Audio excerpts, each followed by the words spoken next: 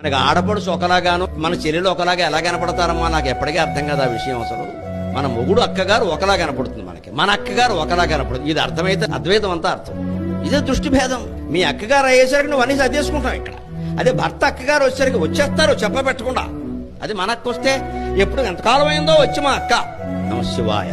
అద్వైతం ఎవరికి నేర్పక్కర్లేదమ్మా, మేమే తక్కువ వాళ్ళు. నాకెక్కడ ఆనందంగా ఉంటుంది అంటే కనీసం మన అజ్ఞానం మనకి బోధపడి హాయిగా నవ్వగలుగుతున్నాం. మీ అందరికీ నమస్కారం. మనకి బోధపడింది చాలు, పరిష్కారం ఎప్పుడో దొరుకుతుంది. ముందు బోధపడింది కదా, ఒప్పుకున్న భేదం మన దృష్టిలో ఉంది. ఆడపడుచులో గాని, మరదల్లో గాని, అత్తగారిలో గాని, తల్లిలో గాని లేదండి భేదం. ఎక్కడ మీ అమ్మగారు మీ వదిన గారికి లేదా మీ మరదలకి ఎందుకు కనపడాల? వాళ్ళు దోషాలే ఎందుకు చూపిస్తున్నారు, మనం గుణాలే ఎందుకు చూపిస్తున్నాం? మానా అనుకోబట్టి. ఇంకొకళ్ళలో మనం దోషాలు ఎందుకు చూపిస్తున్నాం? మానా అనుకోలేకపోయాం కాబట్టి. దోషాలు ఇదివరకు చూపించిన వాళ్ళనో ఇప్పుడు గుణాలు ఎందుకు చూపిస్తున్నాం? ఇదివరకు మానా అనుకోలేదు, ఇప్పుడు దగ్గరయ్యాం.